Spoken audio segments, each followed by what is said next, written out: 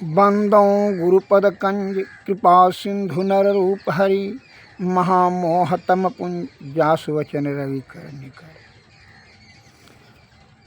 संत वाणी में एक शब्द आया है कि जो इच्छा धरहि मन माही, अब प्रभु प्रसाद कछु दुर्लभ नाही।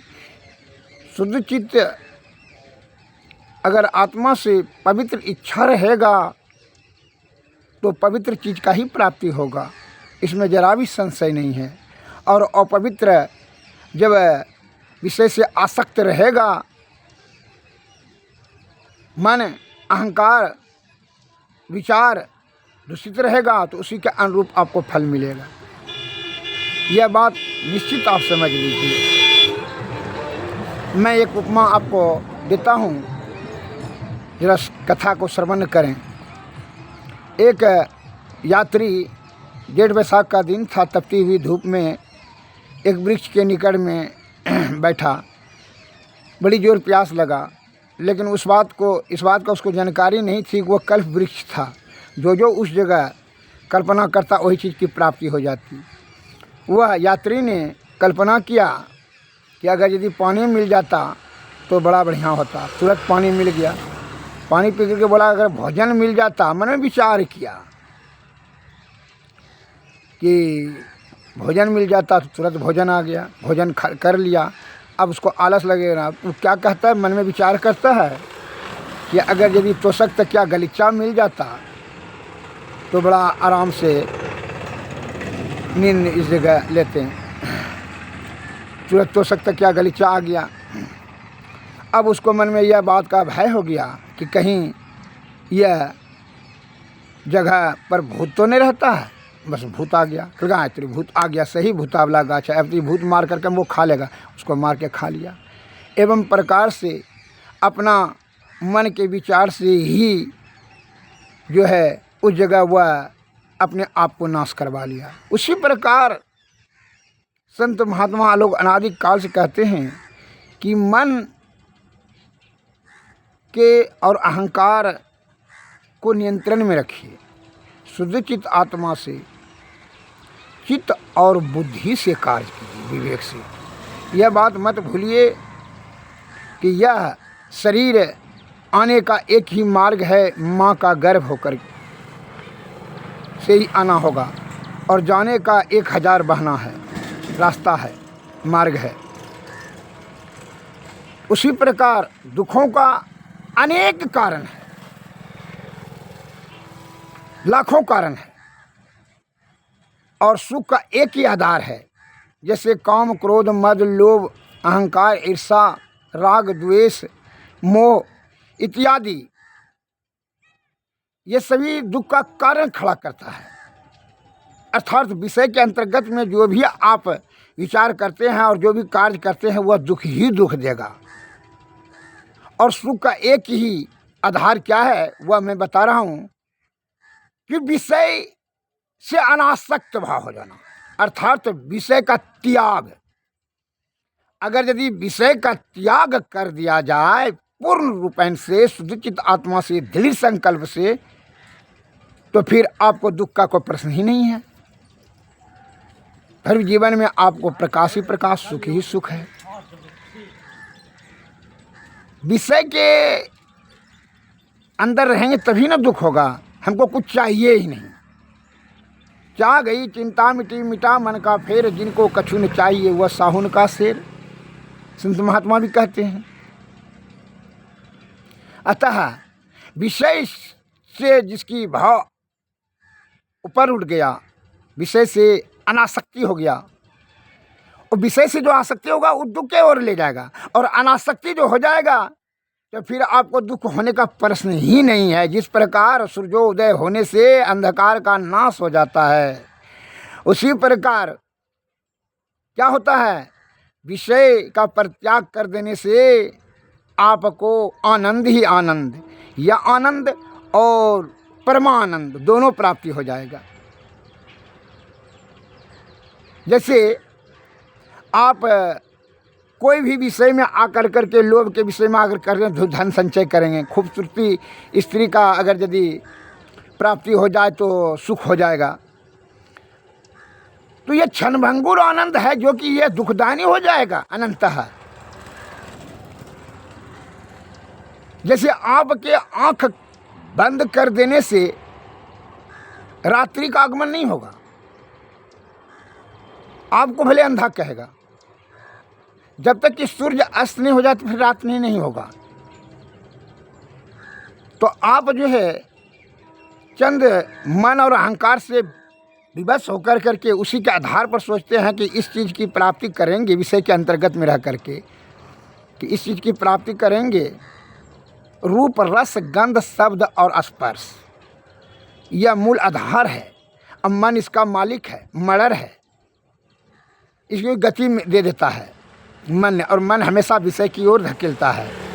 चित्त और बुद्धि जो है वही आपको सद्गति के और सद्बुद्धि की प्राप्ति कराता है, वही आपको परम आनंद और परम आनंद दोनों प्राप्ति करने के लिए योग्य है, मन और अहंकार नहीं।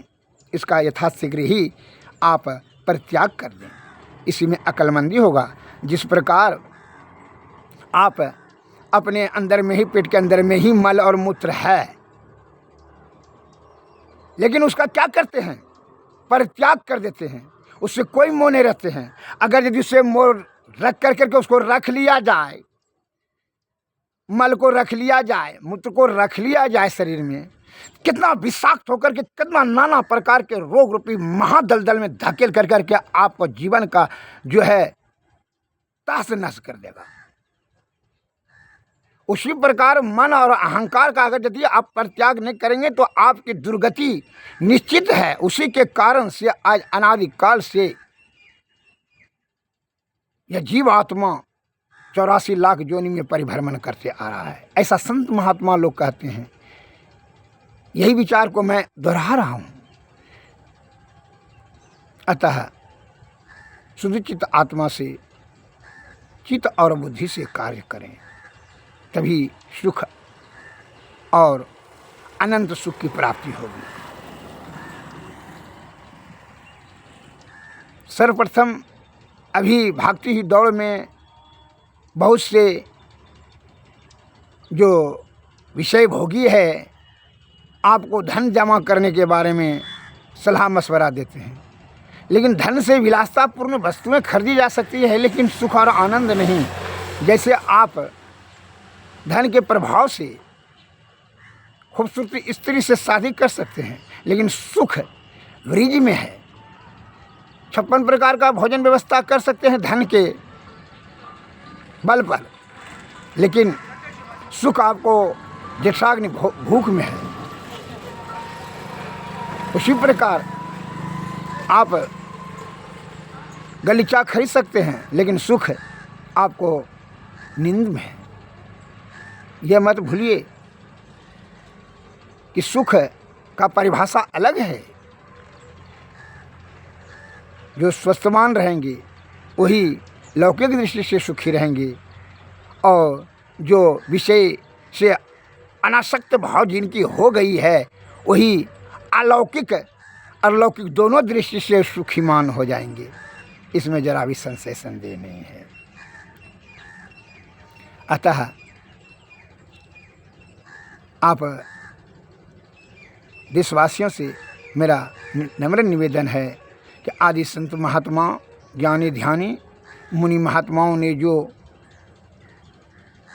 जन कल्याण हेतु वह ज्ञान शास्त्र में संकलित किया, उनका अनुसरण करें। महाजनों ऐना गाता सा पंथा, महापुरुष जिस रास्ते से गए हों वही रास्ता हम लोगों को जाना उचित है। और वह बंदर के भांति नहीं जो कि मदारी के चाल में फंस जाता है।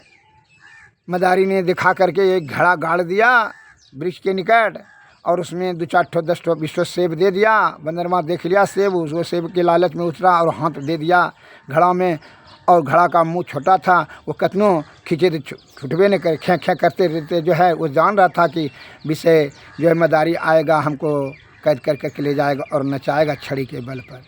उसी प्रकार आप जानते हैं कि मौत निश्चित है और मरने के बाद फिर 84 लाख योनि में परिभ्रमण करना पड़ेगा। जीवात्मा को नाना प्रकार का कष्ट झेलना होगा, लेकिन आप विषय का परित्याग नहीं करते हैं। जिस प्रकार वो बंदरमा ने सेब का अगर छोड़ देता मुट्ठी से तो वो हाथ खुल जाता, भाग जाता, आज़ाद हो जाता। लेकिन वही बुद्धि आपकी है कि आप विषय का परित्याग नहीं कर करके उसी में आसक्त होकर अपने कीमती आयु को नष्ट कर देते हैं। सुरा और सुंदरी, कामनी और कंचन को सुख का मूल आधार आप समझ लें। यह मन और अहंकार का यह बहकावा है आपका, आप उसी के अंतर्गत में रह करके सोचते हैं। यह हमारे देश के प्यारे सज्जनों, आप विषय से ऊपर उठ करके जरा सोचिए और विचार कीजिए। इसलिए संत महात्मा लोग कहते हैं, यह तन कर फल विषय अनुभवाई, स्वर्ग में अल्प अल्प दुखदाई। यह तन से विषय भोग करने के लिए नहीं प्राप्त किया गया है। ये प्रकृति ने बड़ी आसीन कृपा कर करके माँ के गर्भ कुंड में जो मल मूत्र का बीज कुंड में था 9 महीना उनको सृजन कराने में लग गया। 5 तत्व 25 प्रकृति सप्त धातु 14 इंद्रियां दे करके इसमें तैयार किया कि जो है यह इसको साधन देते हैं, मोक्ष की प्राप्ति कर लेगा। लेकिन आप यहाँ इस धरातल पर आकर करके यह रूप रस गंध शब्द स्पर्श ये सभी के विषय में फंस जाते हैं, जिसके कारण से आयु छीन हो जाती है और फिर 84 लाख योनि में चले जाते हैं। संत की कृपा से ही हम लोगों को यह प्रवचन के माध्यम से ज्ञान प्राप्त हो रहा है। मैं रात दिन आपको यही प्रेरित करते रहता हूँ कि महाजनों ये न गाता सपंथा, महापुरुष आदि विद्वान वैद्यगण ज्ञानी ध्यानी ने जो कहा उन्हीं का अनुसरण करें तो जो क्या होगा, कल्याण होगा। अन्यथा जो है ना, अभी ढेर बुद्धि का विनाश का कारण तो बन रहा है, समझ रहे हैं ना। एक मैं लघु कथा और को बता देता हूँ। एक बुढ़िया नानी ने अपने नाती को बताया कि मुर्गी रोज़ एक अंडा देगी, इसको अंडा को जो है आमलेट बना करके खाते जाना, हम जाते हैं 3 महीना के लिए तीरथ पर। तो बुढ़िया जो है कह करके चलेगी कि ठीक है। तो वो बुढ़िया चली गई और इसने क्या कहता है मन में, 1-2 दिन तो अंडा दिया तो खाया तो उसका क्षुधा तो पूर्ति नहीं होता, इसका मन और बढ़ गया। यह मन में विचार किया, मन तो हमेशा बेईमानी की ओर ले जाएगा। उसने कि नहीं मुर्गी के पेट में बहुत अंडा है। तो एक दिन वो मुर्गी को जो है ना चाकू से पेट फाड़ दिया और अंडा निकालने के लिए कुछ नहीं निकला, मुर्गी भी मर गई। अतः यह भूख से तड़पने लगा और इधर उधर भीख मांग करके खाने लगा, दुर्गति हो गया। अतः उसी प्रकार जो है छलमलिया बुद्धि जो लगा रहे हैं अपने प्राचीन बुद्धिजीवियों का तिरस्कार, आलोचना, अनिंदा कर कर करके उंगली उठाते हैं और छटपट कर करके कहते हैं विकास कर रहे हैं। विकास नहीं कर रहे तो विनाश की ओर जा रहे हैं। आप समझ सकते हैं, हमारे दादा परदादा लोग बड़े बुजुर्गों ने ज्ञानियों धन का सतोगुण में सदाचार का पालन कर सद्बुद्धि से सत्संग भजन करें और शारीरिक परिश्रम करें, शुद्ध चित्त आत्मा से कार्य करें तो सफलता मिलेगा, सुख होगा और समृद्धि होगी। लेकिन हम आप लोग छल कपट परपंच ऐमानी बेमानी शैतानी कामनी कंचन सुरार सुंदरी के पीछे में जो है ना उसी को संयोजित करने में लग जाते हैं, जिसके कारण से आयु हमारी छीन हो गया, हमारे जीवन की लीला जो है ना बड़ी दुर्गति हो जाती है। अतः ऐसा कार्य न करें।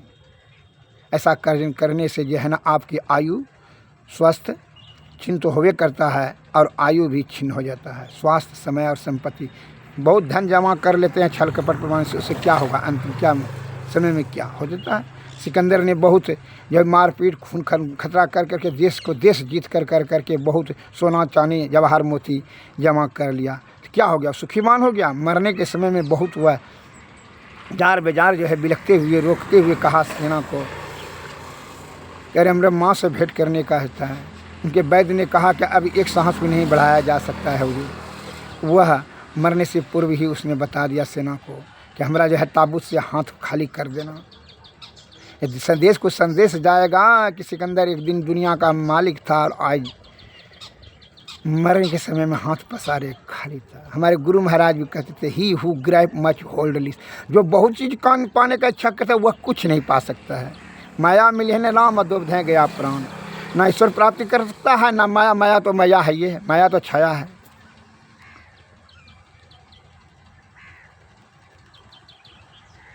गौ गौचर जहाँ लग जाई सो माया जान हो भाई, ये सभी माया है।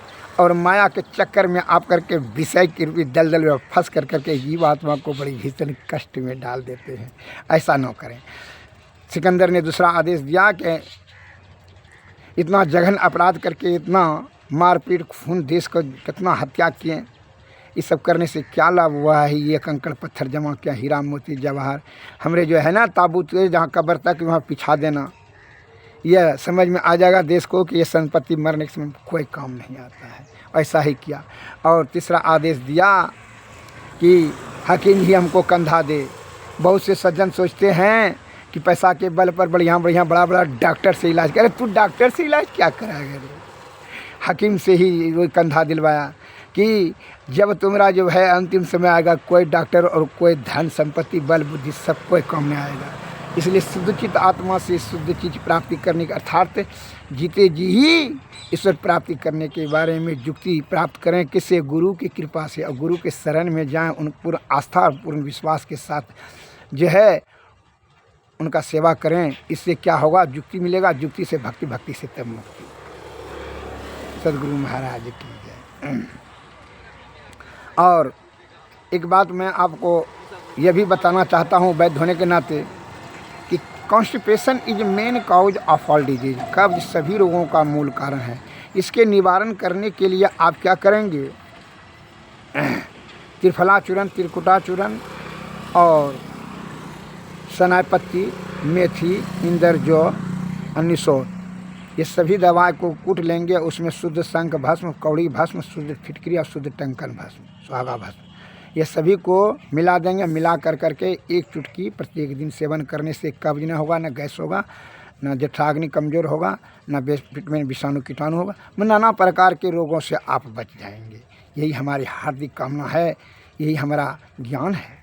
अतः देशवासियों के परमार्थ के लिए यह ज्ञान मैंने दिया कि सुखी रहने के लिए शरीर को लौकिक दृष्टि से इस धरती पर निरोगमान रहना परम आवश्यक है। और पूर्ण रूपेण से मुक्ति के लिए जीवात्मा को सदगुरु के शरण में जाना। इसलिए संत वाणी में आया है, सदगुरु वैद्य वचन विश्वासा, संयम नियम विषय नहीं आशा। विषय का परित्याग कर करके सदगुरु और वैद्य के वचन का जो अमल करते हैं उन्हें सफलता सिद्धि मिलती है। लौकिक और अलौकिक आनंद तथा परमानंद की प्राप्ति होती है। इसमें जरा भी संशय और संदेह नहीं है। सदगुरु महाराज की जय। श्री सदगुरु महाराज की जय। सदगुरुवे नमः। सदगुरुवे नमः। जय हिंद, जय भारत। नमस्कार।